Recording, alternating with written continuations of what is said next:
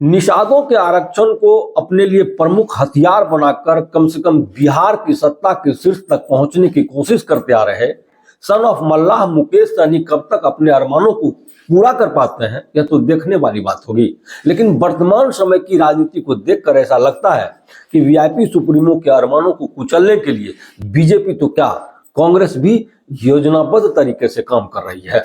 वैसे भी बीजेपी तो पहले से ही उनसे खार खाए बैठी है। हालांकि जिस तरह सीएम नीतीश कुमार ओवैसी लीडर की श्रेणी में अपने आप को खड़ा कर चुके हैं, ठीक उसी तरह की स्थिति वीआईपी प्रमुख मुकेश सहनी ने भी बना रखी है। वह कभी राजद के साथ मिलकर अपनी राजनीतिक नैया पार लगाने की कोशिश करते हैं, तो कभी बीजेपी का फूल उन्हें आकर्षित करने लगता है। बात अलग है कि वह कभी भी ना ही विधानसभा का चुनाव जीत सके और ना ही लोकसभा की दहलीज पर पांव रख सके। बीजेपी के सहयोग से 2020 के चुनाव में उनके 4 विधायक जीते और वो बिहार सरकार में मंत्री तो बने, लेकिन अति महत्वाकांक्षी कहलाने वाले सन ऑफ मल्लाह ने इस तरह का माहौल पैदा कर दिया कि न केवल उन्हें अपनी कुर्सी गंवानी पड़ी, बल्कि उनके विधायक भी बीजेपी में शामिल हो गए। इस बार के लोकसभा चुनाव के समय लगा था कि बीजेपी से उनके रिश्ते बेहतर हो रहे हैं और वह जल्द ही एनडीए का हिस्सा बन सकते हैं, लेकिन उनकी बात एनडीए में नहीं बन सकी तो वह अंतिम समय में महागठबंधन के सहयोग से चुनावी बैतरनी पार करने की कोशिश में लग गए। नेता प्रतिपक्ष तेजस्वी यादव के साथ मिलकर उन्होंने लोकसभा चुनाव के समय खूब पसीना भी बहाया और बीजेपी के साथ साथ नीतीश कुमार को भी मुंह चुराया। बावजूद उनके एक भी कैंडिडेट जीत नहीं सके। अब जबकि वह विधानसभा चुनाव की तैयारी में लगे हैं, तो ऐसा लग रहा है कि कहीं उनका रिश्ता राजद से टूट न जाए। ऐसा इसलिए क्योंकि कांग्रेस ने तेजस्वी को मुख्यमंत्री मानने के प्रति सहमति तो दी है, लेकिन उसे 2 उप मुख्यमंत्री का पद चाहिए। बिहार कांग्रेस के प्रभारी शाहनवाज आलम ने यह कहकर राजद सहित वीआईपी खेमे में भूचाल ला दिया है कि बिहार में अगर महागठबंधन की सरकार बनती है तो कांग्रेस की ओर से 2 डिप्टी सीएम बनाए जाएंगे, जिनमें एक मुसलमान होगा और दूसरा सवर्ण। हालांकि इस तरह की स्थिति तब पैदा हुई जब राजद सुप्रीमो लालू प्रसाद यादव ने पश्चिम बंगाल की मुख्यमंत्री ममता बनर्जी को इंडी गठबंधन की कमान सौंपने को लेकर वकालत कर दी। हो सकता है कि लालू ने इस तरह की राजनीतिक चाल कांग्रेस पर दबाव बनाने के लिए चली हो, लेकिन जाहिर तौर पर कहा जा सकता है कि कांग्रेस महागठबंधन में अपनी राजनीतिक स्थिति मजबूत करने की कोशिश कर रही है। ऐसा इसलिए भी क्योंकि 2020 के विधानसभा चुनाव में तेजस्वी अगर सीएम की कुर्सी तक नहीं पहुंच सके तो इसके लिए कांग्रेस को दोषी ठहराया जा रहा है। कहा जाता रहा है कि कांग्रेस अगर 70 सीटों पर चुनाव नहीं लड़ती तो चुनावी नतीजा महागठबंधन के पक्ष में होता। 70 सीटों पर चुनाव लड़ने वाली कांग्रेस के महज 19 प्रत्याशी ही विधानसभा पहुंच सके।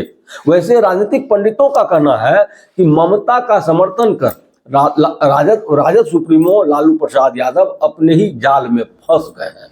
कांग्रेस अगर अपनी मांग पर कायम रही तो वीआईपी प्रमुख के लिए एक बार फिर पाला बदलना मजबूरी होगी। यदि तेजस्वी की सरकार बनी और मुकेश सहनी भी शामिल रहे तो कई बार डिप्टी सीएम बनने की इच्छा जाहिर कर चुके मुकेश सहनी को डिप्टी सीएम की कुर्सी देनी होगी। इस स्थिति में कांग्रेस ने तेजस्वी को अपने लिए 2 उप मुख्यमंत्री पद की मांग पर फंसा दिया है। अगर वह कांग्रेस की मांग को दरकिनार करते हैं तो कांग्रेस से रिश्ता खराब होगा और अगर वीआईपी प्रमुख के अरमानों को कुचला गया तो वह रास्ता बदल सकते हैं। दरअसल लालू और राजद की इच्छा है कि बिहार में तेजस्वी सरकार पूरी शक्तियों के साथ बने। तेजस्वी के लिए 2 बार उप मुख्यमंत्री के रूप में अधूरे कार्यकाल का अनुभव कष्टकारी है, इसलिए वो 2025 में हर हालत में स्थिति अपने हाथ में रखना चाहते हैं, लेकिन कांग्रेस इस पर सहमत नहीं दिखाई दे रही है।